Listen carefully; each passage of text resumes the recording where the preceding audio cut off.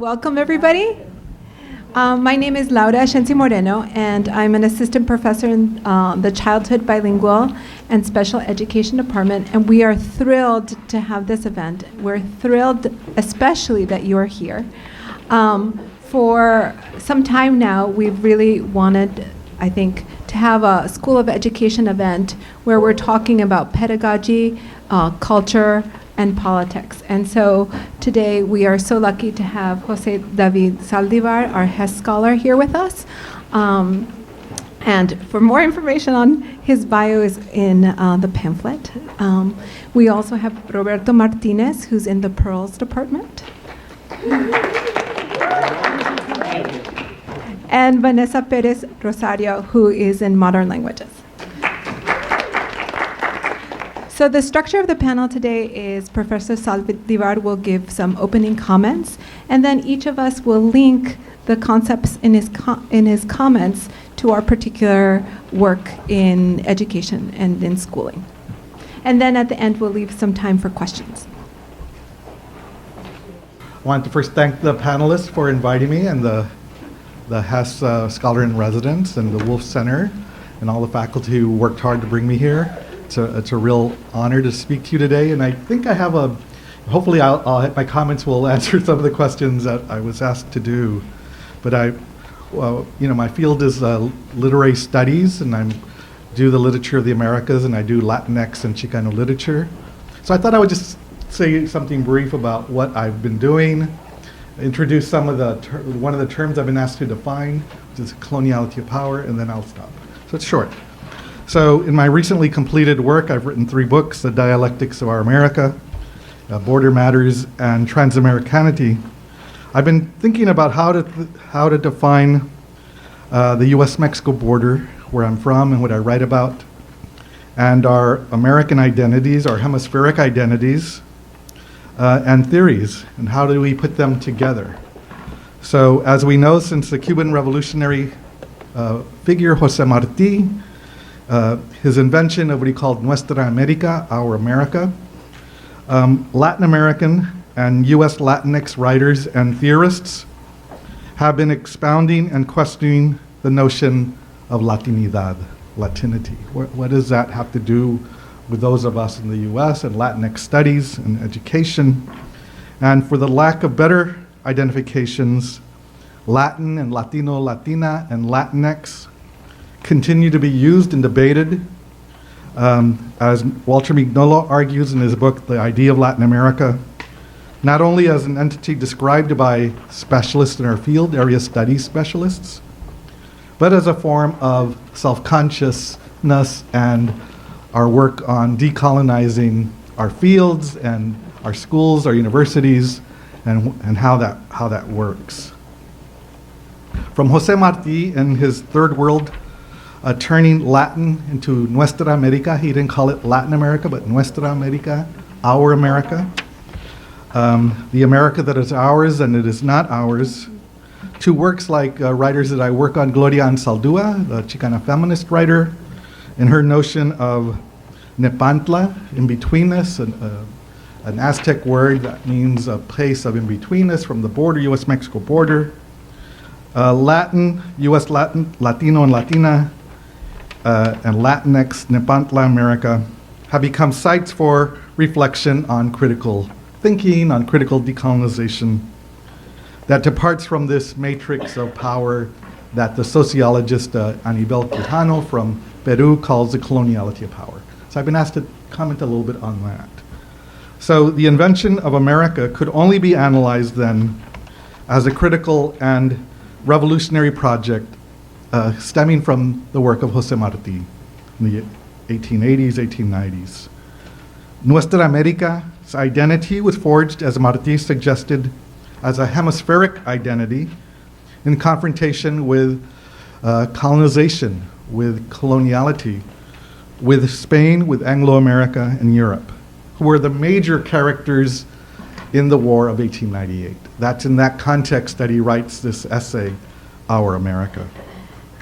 So Marti's 1890 invention of Nuestra America offered some epistemological affirmation of what some 100 years later, the historical sociologist Aníbal Quijano from Lima, Peru, called Americanity and the Coloniality Matrix of Power. So that's what I've been thinking about and writing about.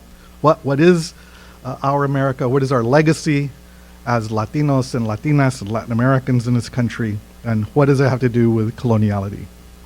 So why turn to Americanity or to coloniality?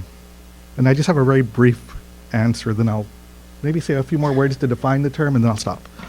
So according to Quijano and Wallerstein, Americanity did not emerge from the essences or souls of Latinos and Latinas and Anglo-Americans, since they argue it fully emerged with modernity, with capitalism in our modern world. The common history of the Americas in the global North and the global South lies in this world system foundation, what Quijano called the coloniality matrix of power. So where does this come from? So for Quijano, the emergence of Americanity and coloniality marked three world systemic changes when Columbus arrived in 1492 to the New World. Everything changed for our continent, for the history of colonization of the Americas, and for our work today in Latinx studies. So first of all, what this event brought about was the expansion and the geographical size of the planet. So not only was there Europe and Africa and Asia, now there was a new world called the Americas. The second development was forms of how the Europeans, in particular the Spaniards and the Iberians, how did they manage the populations in the New World? What kinds of systems of control did they bring with them when they colonized the world? And it was primarily forms of labor control, according to Quijano, from various zones and sites of production in the modern world system. And three, the creation of institutions like the church and the schooling system and the ideologies that help support this labor of control. So they make the following claim, Quijano and Wallerstein. All of the major categories of ethnicity and race into which we ethnically divide today in the Americas and the world, the term Native Americans or Indians, blacks or Negroes, whites or Creoles, according to Quijano, did not exist prior to the modern world system. In other words, these categories of how they identified people did not exist in the Americas before the Europeans. So it was a system of classification, who's human, who's not, and they used these ethnic racial categories to control labor for each of these groups, according to them. So Americanity and this colonial matrix of power are mutually imbricated from the very beginning of the founding of the Americas in 1492. I mean, this is what my work is about today, and this is what I tried to do. Now, I've also been asked to try to just define these terms that we'll be talking about that I will start with. So there's three terms that I want to talk about. The first one is coloniality. How is coloniality different from colonization? What is coloniality? Well, according to Quijano and other scholars, coloniality is the underside of modernity. So if the Europeans brought the concept of what the modern world was, the new world, they brought an epistemology, a way of knowing the world called modernity. So coloniality is a decolonial concept. It's the anchor of this thinking and how we practice our thinking. Another way, it's a way of living. What I call, it's a life praxis, a praxis of re-existence. And so modernity, coloniality, and decoloniality, I usually put a bracket between each one. So modernity, coloniality, decoloniality are united and separate. They're one complex concept, according to Quijano and Mignolo. Decoloniality, then, is at once one of the three concepts. It makes visible coloniality as the other side of the coin. If one side of the coin is modernity, the other side is coloniality. All of the colonization of the New World that came with the modernity of the New World. I mean, I can use a fancy sociological concept. Since I'm not a sociologist, I'm a professor of literature and culture. I'll use it. This triad of modernity, coloniality, decoloniality is what the historical sociologist Aníbal Quijano called, and I like this term, a heterogeneous historical structural node. In other words, they all work together to control knowledge, control people, control classifications, labor. It delinks from the dyad of sign and reference, thing and the word, and all those things that philosophers talk about. I guess the final thing I want to say is that in terms of pedagogy, that to have a theory, you have to have a vision. Theories are like cosmologies, and they aim at the totality of a vision, but they don't have to be totalitarian. There's room for engaging in other trajectories of thinking about coloniality or decoloniality. In other words, there's no one system or school of thought of coloniality. I mean, I happen to be part of a research group that started first at Berkeley with my colleagues and a sociologist, Ramon Grosfugal, and a philosopher, Nelson Maldonado Torres. Well, we've now moved on to expand to other parts. I'm now at Stanford and I have a research group on this concept. There's also ones at Duke with Walter Mignolo, in Mexico with the philosopher Enrique Dussel, and with other scholars. So I guess the final thing I'll say, that coloniality was born in the third world as a concept. It wasn't born in Europe. It wasn't born in other parts of the world. It was born in Lima, Peru, and it traveled, and it kind of has been influencing those of us who do Latin American, Latinx, and other forms of study. And I'm quoting Walter Mignolo, who says, coloniality is to decoloniality what the unconscious is to psychoanalysis. If Freud didn't have this theory of the unconscious, we wouldn't have psychoanalysis. Or it's what surplus value is to Marxist political economy. If we don't have a theory of surplus value, no Marxist political economy. Or what sociogenesis to the work of Frantz Fanon and identities. So that's what coloniality is to a theory of decoloniality. So can I stop there? Yeah, I'll just stop here. Thank you. And I'm sure we'll have time for questions and comments.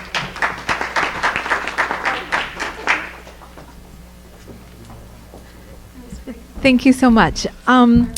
Now each of us will take some time to talk about how some of the ideas relate to our own practices. So just a quick kind of background. So I told you my name is Ascenzi-Moreno, and before becoming a professor in higher education, I was a kindergarten teacher, a pre-K teacher, a first grade teacher, and a second grade teacher. I then became a literacy coach. And during my time in education in the schools, I was always a bilingual teacher, Spanish-English bilingual. There was a disconnect between some of the things that we were asked to do and were common practices, and what I knew was important in terms of developing equitable literacy practices for emergent bilinguals. I use the term emergent bilinguals instead of a standard term, which is called English language learners, which is used at the City of New York by the Department of Education, because emergent bilinguals really emphasizes students' bilingualism rather than emphasizing their lack of English. So that's one term, and I think people in Professor Martinez's class is very familiar with that probably. So now as someone in higher education, my research is really looking at how do we ensure equitable literacy practices, because my focus is on the teaching of reading and writing for all of our students in bilingual programs. So looking at, and I think I used the word coloniality wrong now, but I'm learning. This is from De Los Rios and Seltzer, two educators. They just recently had an article in English, the English Research Journal, which is a pedagogical journal on the teaching of English. And they wrote, power-laden social, linguistic, and racial hierarchies saturate the lives of Latinx in myriad ways, primarily through the coloniality of being, where Latinx children's lived experiences, schooling, languages are surveilled through restrictive policies. So we're really thinking about that trifecta of power and how it is enacted within the classroom. And I think it's important here that, you know, we're talking about Latinx people here, but really this is for many groups within the United States. And regardless if Latinx people are so different in so myriad of ways, but something where it converges is these restrictive policies. So how does it look like in elementary education? One are rigid policies about language use within general education in bilingual classrooms. For example, there's always a push towards English only. The default idea is that students will learn English if they're in English only classrooms. So that's an incredibly restrictive policy that kind of limits and polices students' languaging within classrooms, in general education classrooms. And it resides within this thought that in order to become American or to become successful academically, you really need to emphasize English. And even within bilingual programs, there are many types of bilingual programs within New York City and within the whole United States. There's this idea of language purity. So you will have an English and Spanish program, for example, but in the English program, you're only allowed to speak, during an English instructional time, you're only allowed to speak English, and during a Spanish instructional time, you're only allowed to speak Spanish. And that there are specific types of language within those designated periods that you're allowed to speak. So for example, what is called standard English is permitted during the English time, and what is thought of as standard Spanish or standard to that community is spoken at that time. And what we do know about bilingualism is that bilingual people really move easily in and out of their language repertoires. So for example, when I speak to my mom, we speak in a combination of English and Spanish, and sometimes she's even saying, no, you pronounce it in Spanish too, my English. When I say, I'm going to Queens College, this auditorium, she's like, no, but say it in Spanish. So there's a lot of flexibility in our language practices, and these restrictive policies on how children should use language can be diminishing in how they engage in classrooms and in literacy in particular. And then there's labels that devalue bilingualism, just like I had said earlier about English language learners or limited English proficient. All these labels really devalue the bilingual component, which is an essential part of people's identities. And then specifically my research, bringing it really down to the pedagogical day-to-day practices within schools, these monolingual frameworks really impact instruction and assessment. So for example, as a second grade teacher, one of the big things that I did was assess students' reading. And we have these types of reading assessments where children should read to the teacher, and then you listen to how they're reading fluently, if there are any things called miscues. Miscues are types of errors. So, for example, one of the students was reading in English, a Spanish speaker, and the word was bird, but he said beard.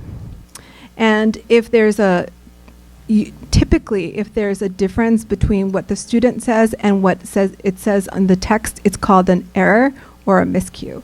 But that example that I just gave you is an example of a pronunciation error rather than an error in understanding. Because if you're pronouncing bird with a Spanish accent, you would say beard. which is like a beard, but an English speaker hears it as a beard, not a bird. So when we're only looking through the lens of a monolingual framework, like if I'm testing your reading in English and I only expect every single response to be in English, then I'm not really assessing reading. Because anyone who speaks more than one language knows that when you're learning to read, you can read much more in a new language than you can speak about it.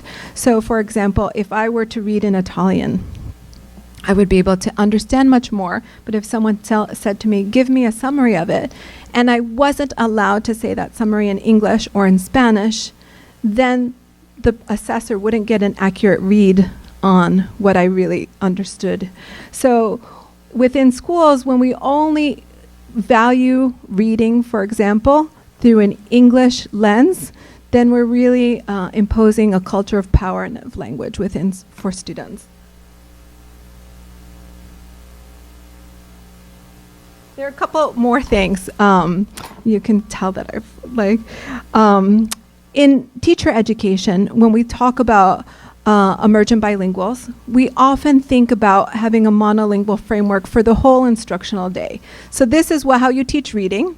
And if you have some Ls or emergent bilinguals, these are some things you can do. So there's an add-on. If you have some kids who have special needs, these are some things that you can do, rather than reconceptualizing the whole idea of reading instruction as a bilingual endeavor. That multilingualism is the norm, and therefore we have to have a multilingual take on reading. Instead, we have a standard take on reading, which is best practice in English, and we can do some tweaks for people. I think this is really problematic because it always means that students who don't conform to the standard are otherized, whether they're students who are special education or have special education needs, or they're different than what is termed the general population. There are few spaces for bilingualism within instruction. Even within bilingual education, administrators and principals, if you are switching languages, will often say to the teacher, wait, what is your language objective here? How come you're not keeping with your language objective?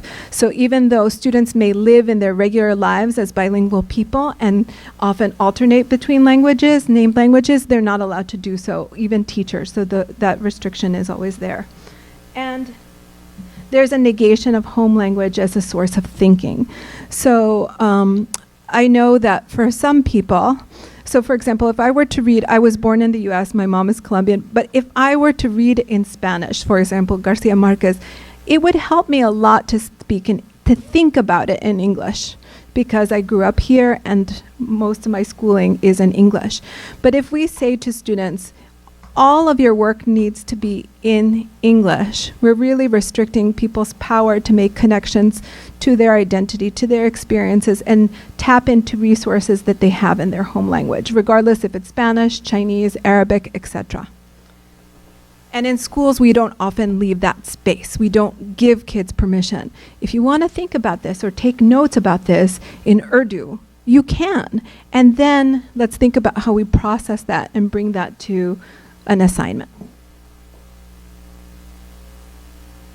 So just to connect, all these ideas really have a practical day-to-day importance. My research focus really is on fixed spaces in elementary literacy education. So if any of you want to be a elementary school teacher, what we're talking about, I think really is important to your practice. Because often teachers fall into routinized ways of doing pedagogy with their students.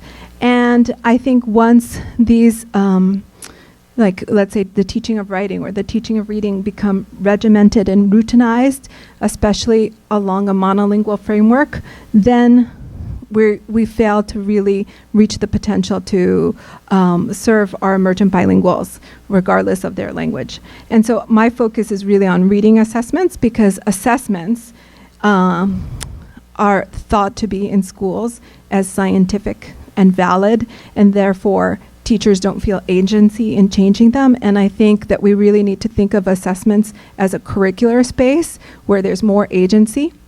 And then a focus on reading instruction. There's this kind of value on best practices in elementary reading instruction that really run counter to what reading is all about, which is an expansive, metacognitive, personal endeavor rather than a regimented, step-by-step process.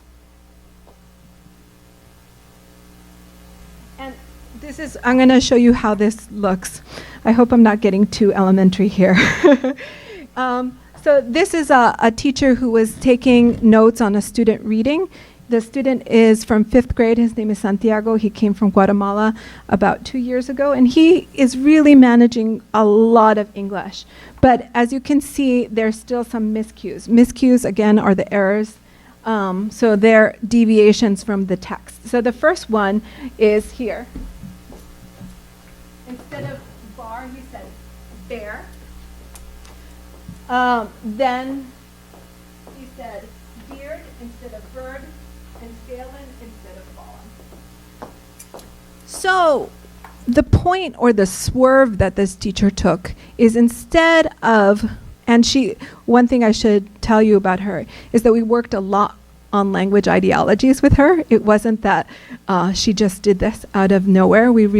She was a teacher that I worked with for about 2 years where we talked about language ideologies, strength-based practices for bilinguals. She went back and she said, "Oh, Santiago, what did you mean when you said beard?" And he pointed to a picture, because in 5th grade books there's still pictures, and he said this, pájaro.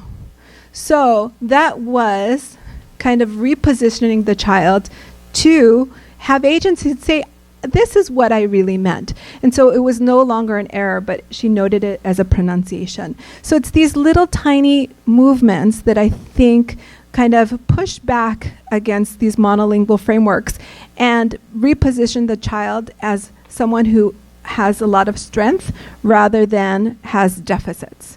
When we don't ask questions about how students are reading or how they are processing their language, then we're positioning them in positions of deficit that they already don't know, and we just assume they're going to perform badly.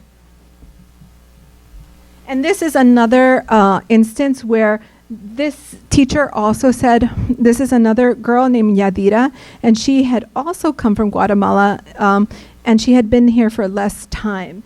And she said to the student, instead of retelling, you can retell the book either in English or Spanish or a combination, and you can do it through writing if you like. And she decided to do it through writing. So again, this is opening up spaces for students to show what they can do within assessment.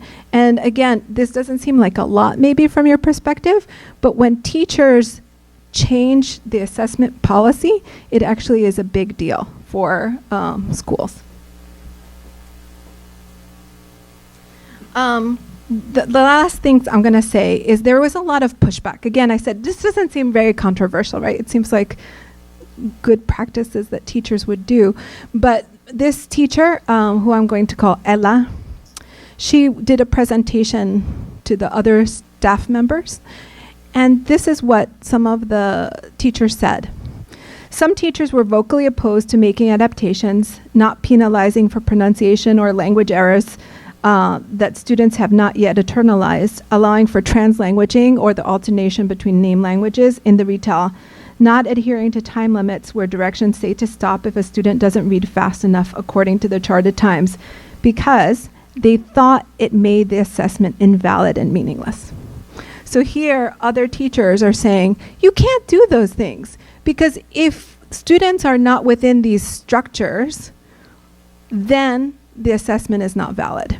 So rather than prioritizing the person and the bilingualness of that student, they're prioritizing the validity of an instrument.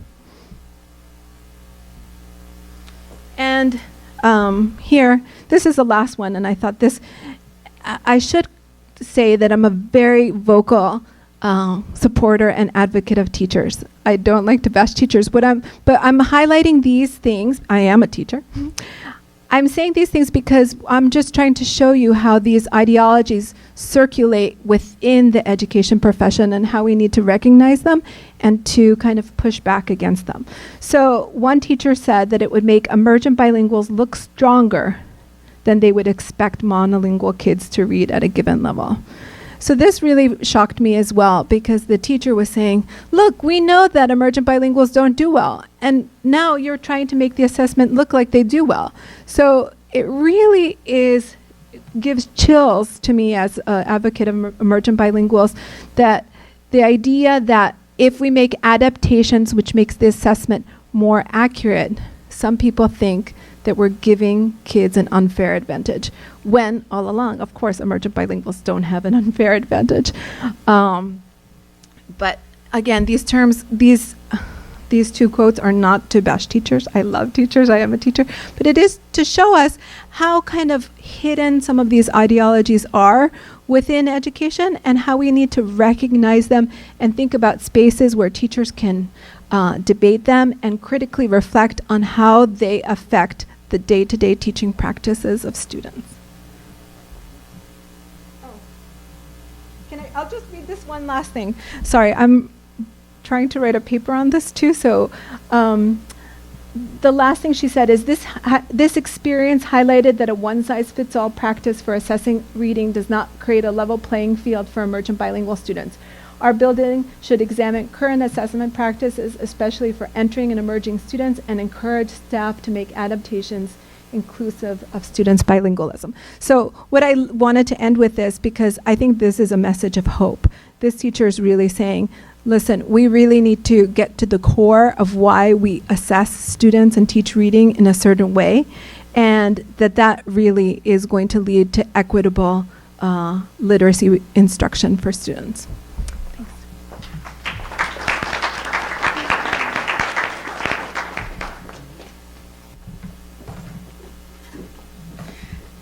Hi, so I am Vanessa Perez Rosario, and I'm very grateful to Laura for thinking about this panel and inviting me to be a part of it. And so excited to have Professor Saldivar with us this week. When we were discussing the panel, we decided that we would talk a little bit, that we would each talk a little bit about our own work and how it, and how we think about questions of coloniality and the coloniality of power in our own work. So I'm going to do that very briefly. My own research attempts to challenge the coloniality of power through analyzing and theorizing literary works by migratory intellectuals who expand and complicate traditional notions of American literature. So Professor Saldivar's work has been very important for my own thinking as a literary scholar. And I write mostly about literary figures who write primarily in Spanish from within the United States. I did that in my first book, Becoming Julia de Burgos, The Making of a Puerto Rican Icon. And I think about it in her work. I thought about the way that Burgos critiques cultures of patriarchy and in Puerto Rico and U.S. imperialism through her construction of a feminist migratory subject in her work. She's primarily a poet from the early part of the 20th century who was born in Puerto Rico and then migrated to New York in 1940 and lived here and continued to be very active and write in Spanish in the United States. In I think of my work as challenging a dominant understanding of U.S. literature as written primarily in English, and by focusing on writers who write in Spanish from within the contours of the United States. I think of my work as affirming a long history of a multilingual United States. So moving on from this project, I've been working for the past couple of years on a new book project where I continue to examine politics and poetics of migratory intellectuals, primarily Caribbean intellectuals, who imagine the Caribbean Sea and Puerto Rico as a different kind of border space to the United States. So where Professor Saldivar's book has written extensively on the US-Mexico border, I've read his work and the work of others who work on this US-Mexico border space and thought, well, how do U.S. Latino writers or U.S. Caribbean Latino writers, as I often refer to them, how do they think about the border, and what do they add to our understanding of a border space? How do they imagine the Caribbean Sea as a border space in their work? And how does Puerto Rico itself as a U.S. territory become a different kind of border space?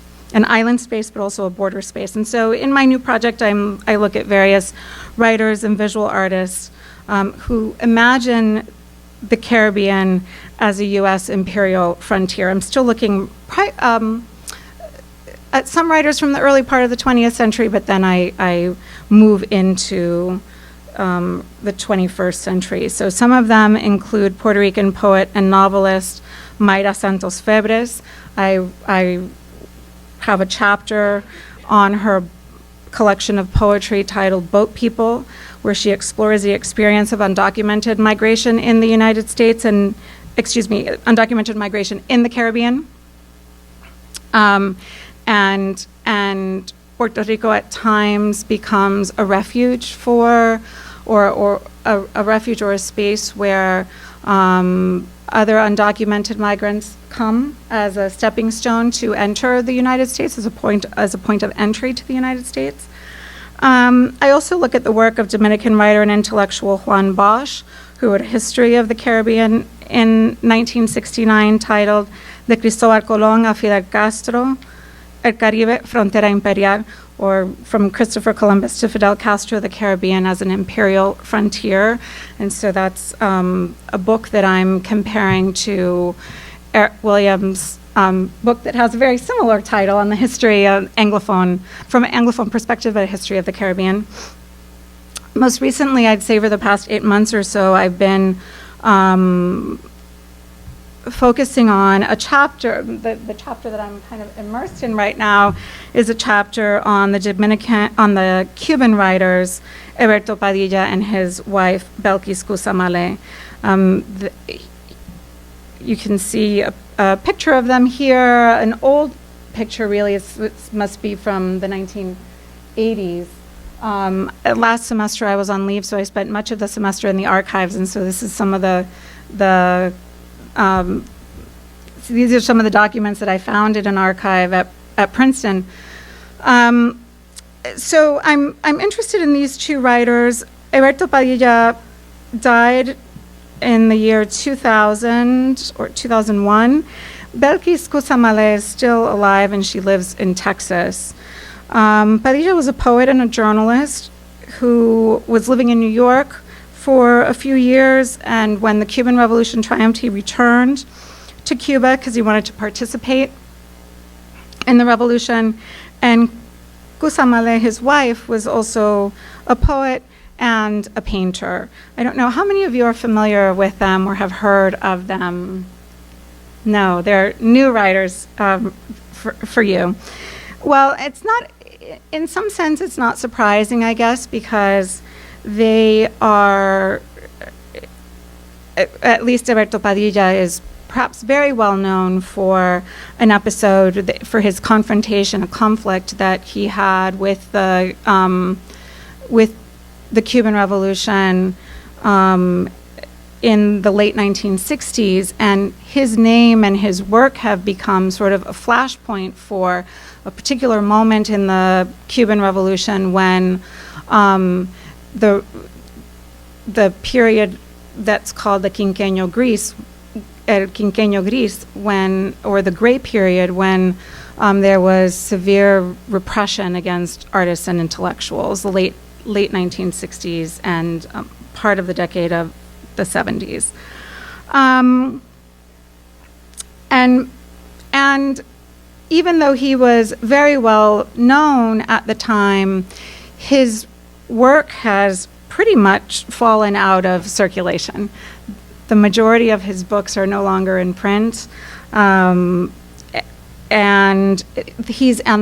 Belkis's work is not in print either. They have been anthologized in a number of U.S. Latino literature anthologies, but other than that, you can't find their single author collections really. So I've become very interested in these two writers for various reasons. I'm particularly interested in the way the literary apparatus in the United States, institutions like the New York Review of Books and the New Yorker became very interested in Padilla during the decade of the 1970s, late 70s, and worked to get him a visa so that he could exit the island and come to the United States. And at that time, he sort of became the poster boy for dissident writers. And very quickly, after the end of the Cold War, fell out of, there was really no longer any interest in him as a writer. But he remained quite active in the U.S. He and his wife published this magazine called Linden Lane Magazine that is still in circulation. She still publishes it. And so one of the questions that's driving this particular chapter is my interest in why they were not able to find interlocutors. Why has their work sort of dropped out the way that it has? Largely, I think that Padilla's work, like so many other Cuban writers of the era, remained within this binary framework of Cold War politics. And so that's something that I'm really interested in, and I'm kind of working through in this chapter. So I think some of the questions that we had discussed as we were preparing for this panel were how does our work attempt to challenge the coloniality of power from within a university space. And so I think of this as my own research as one of the ways that I do that. In addition, of course, it's the kind of work that we do in the classroom. And I can talk more about that. I think, during the Q&A, because I want to make sure that we have enough time for our final panelist.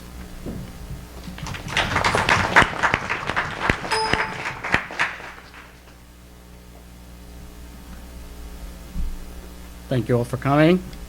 I just wanted to say a few things about Professor Saldivar's work.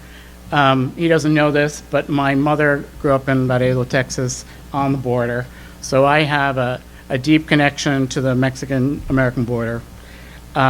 She was actually born in Oklahoma, so she wasn't born on the border, but she did stay there until 1941. And around the time of the World War II, my mother's family moved to Detroit. It was the World War II. It was after the Depression. My grandfather had lost his business. And like many, many other Americans, he went to create his economic future in Detroit. I grew up in Detroit. I was born and raised in Detroit. And as anybody knows, the history of Detroit, I grew up in the 60s and 70s in Detroit, which was a period of profound social change, where after the riots that happened in 1967, when I was 5 years old, people were fleeing the city. My parents were already in a suburb nearby.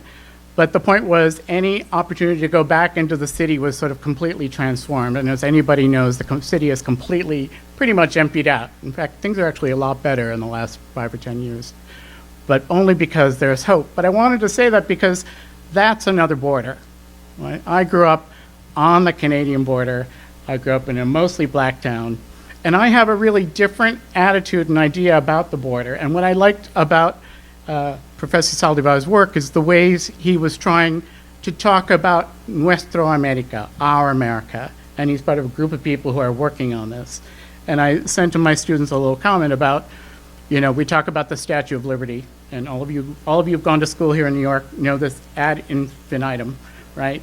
But we also know the Statue of Liberty was directed toward people in Southern Europe and Eastern Europe, right? The Statue of Liberty is not directed toward Native Americans on their lands, right? And it's not directed toward Africans brought here on slave ships, right? Nor was it directed at Mexicans who became citizens after the Mexican-American War, who crossed the border from the South. In fact, my sister had made a donation for Ellis Island in the 80s when they were redoing it, and my mother said, "Doesn't your sister know we all came from somewhere else?" But I want to say that because that is our America that I hope Professor Saldivar is talking about, right?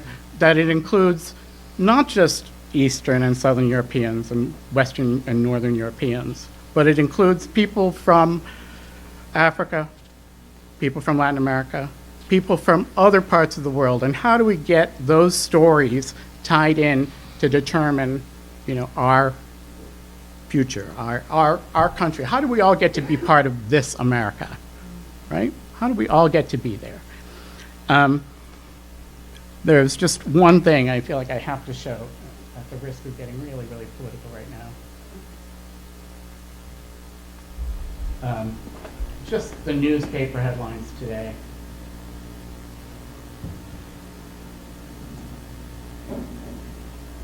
If we're going to talk about coloniality.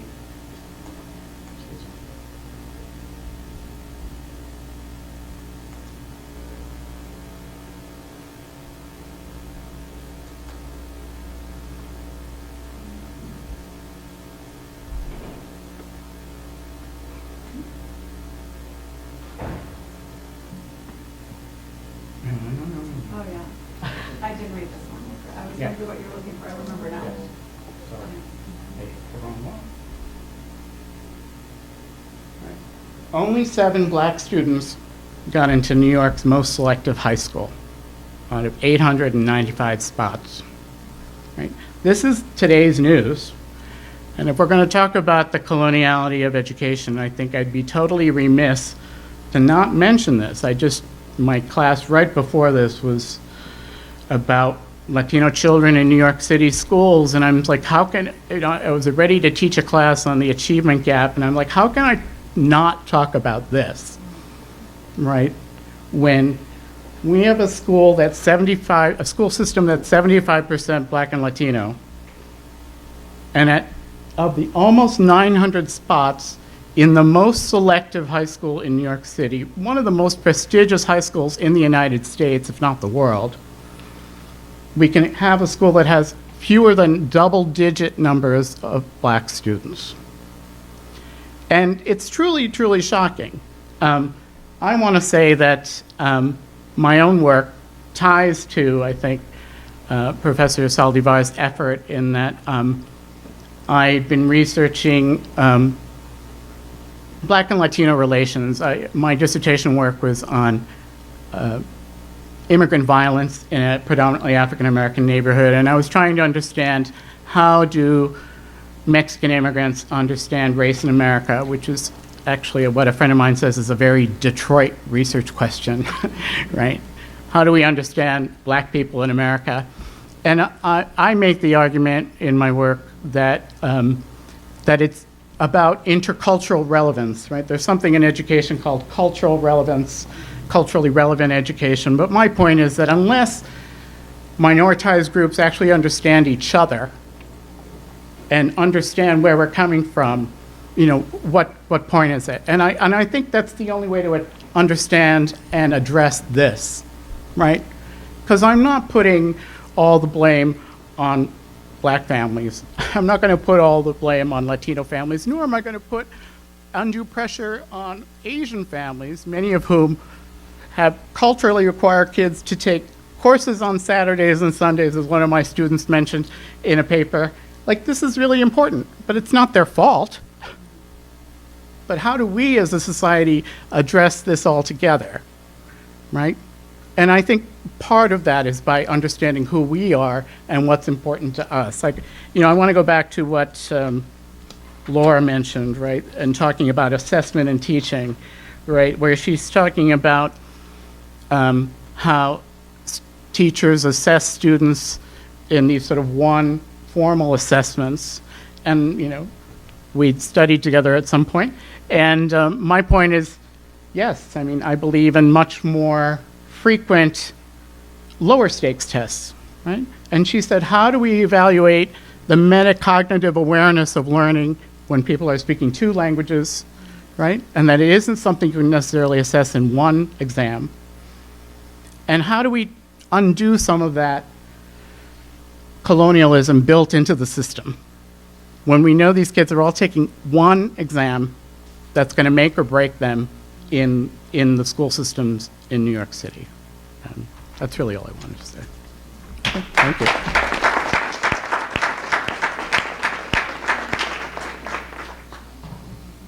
Any comments?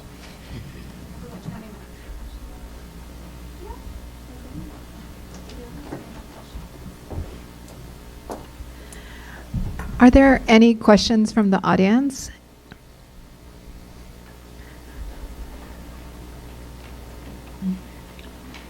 Yes? So, it's directed at you. So, your research is based on schools here in New York, and are they private, public? Okay. Are you considering other spaces with other kinds of students that are not necessarily learning new languages, but are being... So, like, my own research, just to connect the field, is about deaf communities, and they're taught in similar ways than what you were talking about. So these people are basically being imposed a language, even though they speak another one. So like, how are you considering other communities that are not included in your own research? That's great. So I don't know if everyone got to hear what he was saying. What's your name? Daniel. Daniel was saying, how do I include, so what's the context within my research, and how do I include other groups? Because he researches the ASL community within New York? No. With the ASL community in general. Deaf people. But deaf people in Puerto Rico. That is so fascinating. First, I would like to say, so I'm really focused on emergent bilingual Spanish English speakers within New York City. And I usually do research within the boroughs here. But within some of my research, I actually had kind of a sample of French English bilinguals, because I wanted to see if French English bilinguals, French speakers from France, not from other French speaking areas, and Spanish English bilinguals, how they were being looked at differently. But that's the only comparison group that I did. The population of deaf people within the United States and the world is a fascinating group, because while you can think about deaf education as bilingual education, it's often not included in bilingual education. I don't think I can speak to it because I haven't thought about it as much as you probably have, and it does point to kind of a gap within the field of bilingual education that people like me who really, walk in circles of bilingual education, I don't know enough about how the deaf community fits into it. I'm sorry about that.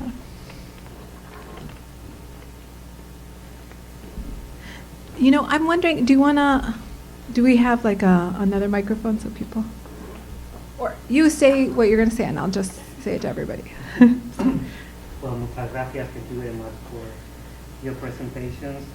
And I guess my question is that when one reads Decolonial Theory, it is very illuminating, and is like you clearly see that is something that not only explains what happened like from the 16th century onwards, but it's also explaining what is happening today, not only in America or in the Americas, all over the world. And on the other hand, Decolonial Theory has always been kind of within the Latin American, Latinx, or those kind of departments in the U.S. academia. So I don't know if you want to talk about more what is this question of the departments and the scholars being reluctant to embrace decolonial theory or to talk about coloniality of power, something that, for instance, doesn't happen the same with postcolonial theory. Sure. So I just, can everyone hear me? Yeah. Great. I think that's a great question. You know, I myself was trained as an Americanist within American literary studies, but I also have a minor in comparative literature. And so it's a question, and so that was why I joined these research groups at Berkeley and at Duke and at different places, because they were primarily Latin American scholars. And they were theorizing from Latin America with Latin American theories. So I was really interested in how these theories could help explain, you know, my own departments in English and Latinx studies and Chicano studies. And so part of it was to try to understand, you know, as we were saying, that post-colonial theory traveled more easily because it came from subjects in England, Black, Asian, South Asian, Black, studying their own history of relationship with empire in Asia, in India. So there was a natural, you know, the Indians were South Asians were colonized by the British, so they understood the matrix of power within language as we're talking about today. So I think there was a more natural, but they called it post-colonial. For the people that I work with, there is no post. As you said, this history, this long history of colonialism and coloniality. So colonialism could be the process of the conquest, of domination. Coloniality is the logic of how that happened. So after the wars of independence in Latin America, decolonization ended, but there was no post. The logic of coloniality continued in the societies and the cultures. So I think one way is that I try to understand it is that my colleagues in English departments or in American studies first may or may not be familiar with the theorizing going on in Latin America. And in this case from Lima, Peru. It's from the southern cone of Latin America. And it's a third world concept, the concept that Quijano gave us. So I think it's, you know, one of my interests is to try to make this theory more accessible to those of us in the United States. So that's a question. On the other hand, I was surprised as an Americanist how quickly this idea became dominant in Latin American studies. How did that happen? Why did it happen? I mean, it was very shocking to me how fast it happened. Because I knew it wasn't going to be as fast in even something like Chicano Latino studies in California or at So, yeah, I don't know if I answered your question. It seems very paradoxical. But it seems that theories travel, and depending on where the theories come from, usually Europe and France and Germany, they're more accessible to the theorizing in the United States. My point is we need to look at other places in the world that can help explain our history and our conditions. Yes. Thank you, all of you, for your remarks. I'm Joseph Enton. I teach in the American Studies program in the English department. And this was really terrific. And I just sort of wanted to follow up. I'm really, I also have been thinking about the high school admissions news today that you raised, Professor Martinez. And, I wonder about, there has been a real outgrowth in American studies where that field has really learned a lot from people in Latinx and Chicanic studies, but also from indigenous studies where the framework of settler colonialism has become really central. Also from African American and Black studies, which has long had a theory of internal colonialism in the United States that has been operative for a long time. So there are actually other traditions that are, also circulating around in American studies that have been really important as well. And what's fascinating and I think so fun now, so important, is the way those traditions are really starting to speak to each other in new ways and totally transform what American studies is and should be. But my question was really to go back to think about the coloniality of power, and can it help us think about the Department of Education, the school system in New York, and even about CUNY. And you know, one question I've been thinking about recently is, what would it mean to decolonize CUNY? Is CUNY a colonial apparatus? Right? It serves primarily, you know, working class, immigrant, students of color. It has been defunded pretty steadily over the last 30 years by the state of New York. But you could argue part of what CUNY does still is offer a kind of colonial education to students. And what would it mean? This is a question I sort of have for everybody here. I don't have the answer, but I think we do, you know, as Laura says, it has to do with how we teach, what we teach, but then also to think about the larger structures within which we're teaching, you know, the patterns of funding and all of that. So I don't know if you feel like, again, the question was, you know, if the coloniality of power is a way we can think about New York City and our lives and the lives of our students, and if you have any thoughts on like decolonizing public education. You taught at Berkeley for a long time. Right. Like what that would look like or feel like. Yeah, it's a big question. I mean, I can't speak to the local conditions of New York or CUNY, but I think you're right. There are these public universities that are based on these models of control, as I mean, strategies of control. I mean, and it's not only the Latin Americanists and people within American studies, but, you know, the French philosopher Michel Foucault had an idea of knowledge and power, that there was always a relationship in his work, by how knowledge is always affiliated with power. So that's important too. I mean, at Berkeley, we tried to do that with a department of ethnic studies or comparative ethnic studies that was founded in 1968, in the movement of the 1968.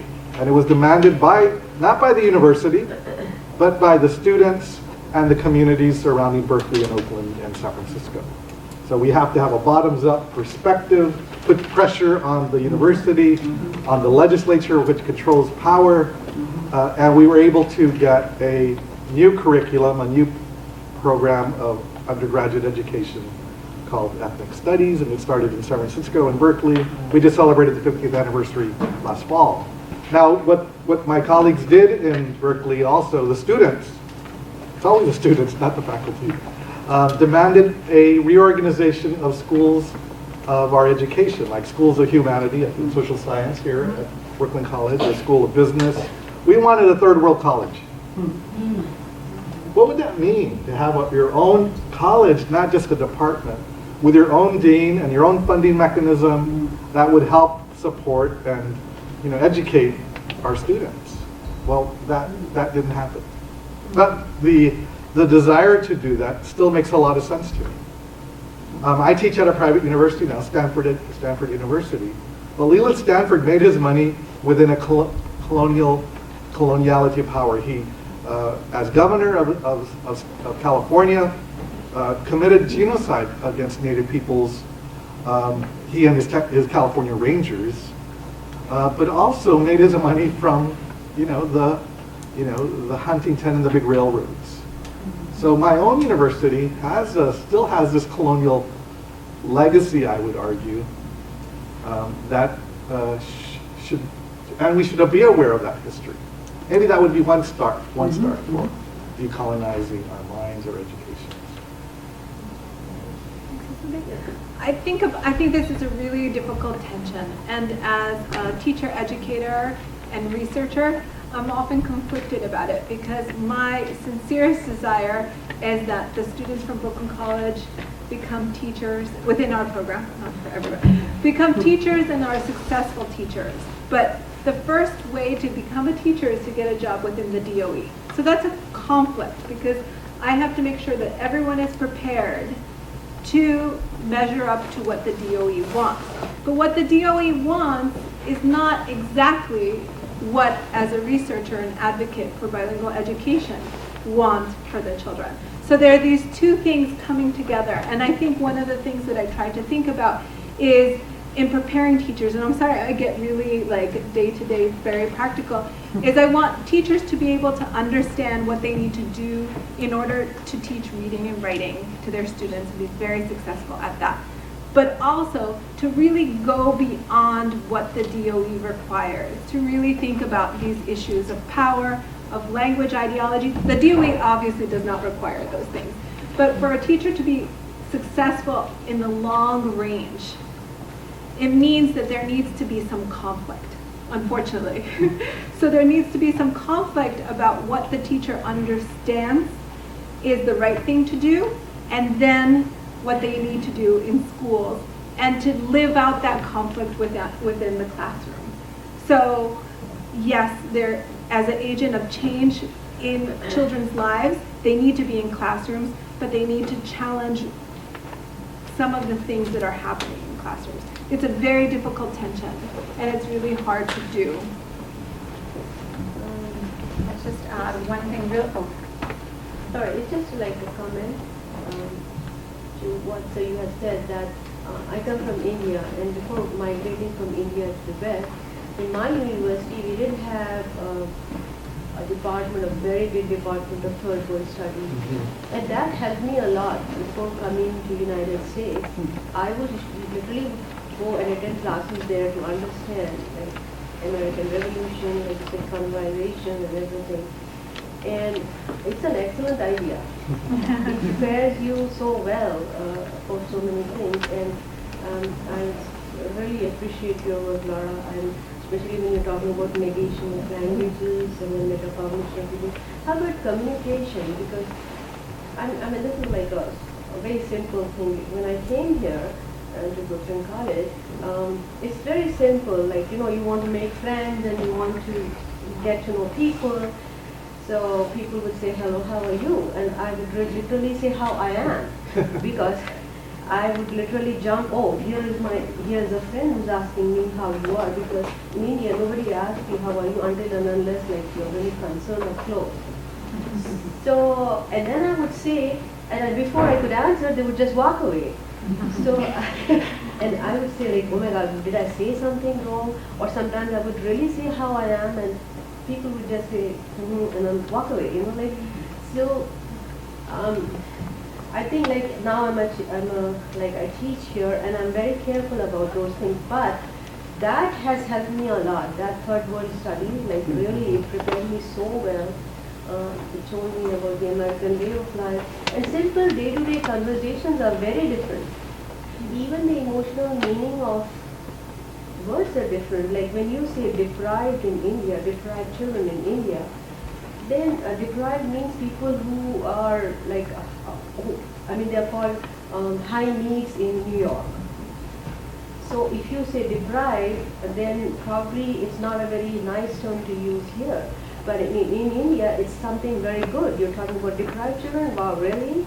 And I work a lot for it. So, you know, I feel like one of the biggest challenges is, I agree, like reading communication is like something that we really have to understand. I think more, I don't know, like I'm sure, I'm not an expert either in colonization or in languages, but I read a lot about communication and more like, would like to know if there's more research in communication also.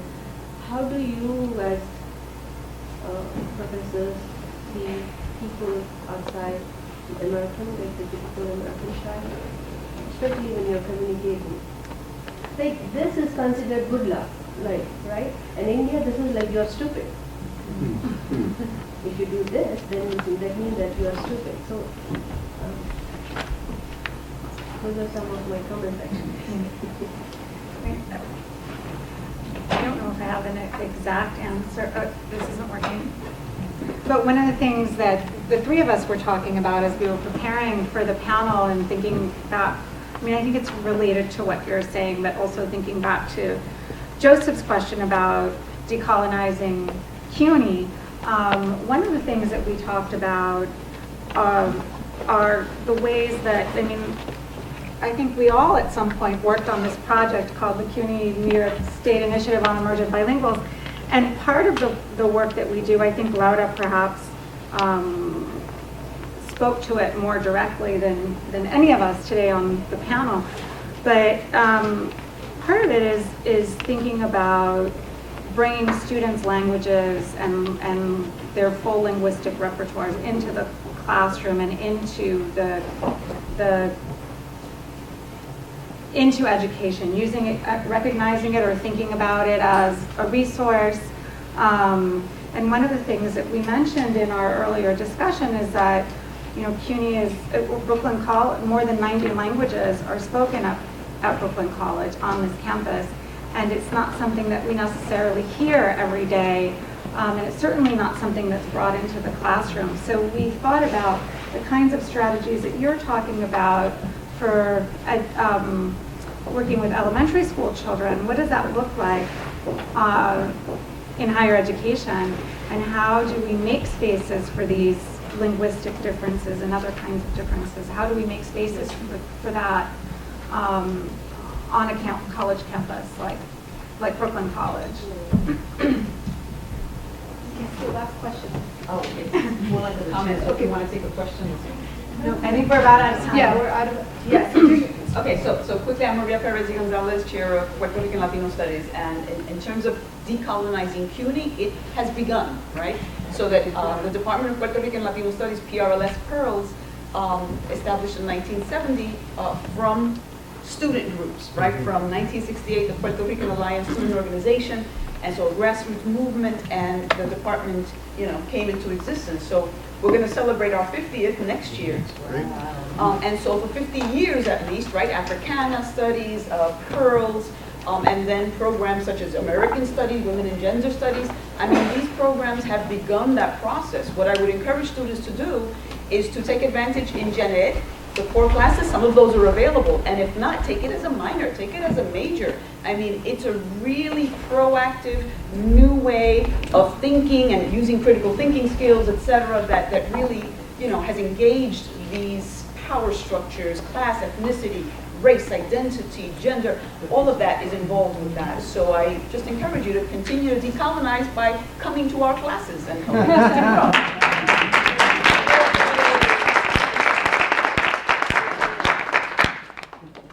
So I think we ran out of time. Thank you so much for your time. I hope that this panel helps you to think about ways that you can do it. Professor Perez y Gonzalez was talking about take advantage of the resources that Brooklyn College has. Thank you. I just wanted to say, too, that as far as these state exams go, I mean, the city high school exams, the state of New York would have to agree to change this. So at the very least, it seems like the mayor and other leaders in the city are willing to change some of this high school admission stuff, but it really is the state who must approve it. And in that sense, we have to sort of at least make people in the rest of New York State acknowledge what's going on here in New York City. Thanks.